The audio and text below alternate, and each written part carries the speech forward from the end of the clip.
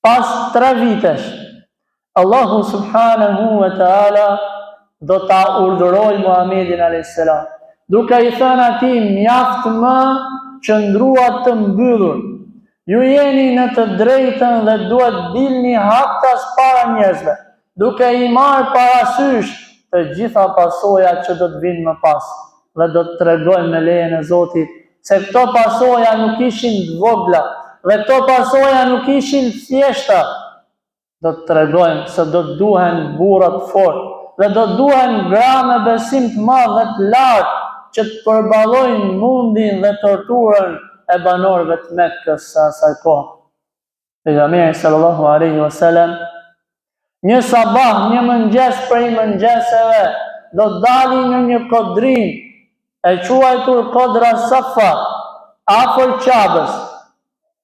Del Muhamedi a.s. në mëngjes dhe fillon t'i therras gjithë fiset, o fisi filan, o fisi filan. E dëgjojnë banorët e Mekkës dhe afrohen çfarë ka ndodhur. Çfarë ka ndodhur, kush është ky njeri i cili po na thret? Kur shohin Muhamedi a.s.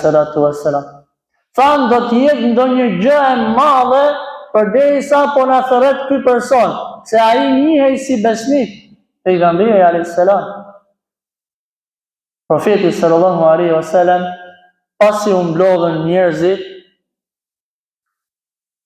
fillimisht kërkon t'ju bëj një lloj prove këtyre banorëve, me pa sa besim kishin këta njerëz tek Muhamedi a.s. Se nëse dikush nuk ka besim tek ti, ti s'ke se si me i thonë një të vërtetë, ai do thotë ti po rren. Ai do thotë ti je gënjeshtar.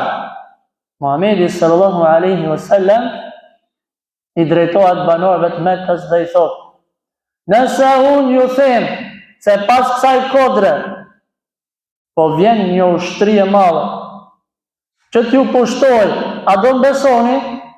Shive pa sa bukur Muhamedi a.s. kërkon fillimisht besimin e atij që do t'i flasit. I thonë ata, po ne do të besojmë ty, se ti si je gënjeshtar, se ti nuk je mashtrues, se ti nuk merresh me dallaver, pa ti je besnik dhe flet vërtetën. Atëherë Muhamedi sallallahu alaihi wasallam i drejtohet atyre duke ju thënë: unë po ju them se Zoti jonë është Allahu i lartësuar, dhe po ju dëshmoj që unë jam i dërguari i Zotit, jam profeti i fundit i ardhur tek Zoti.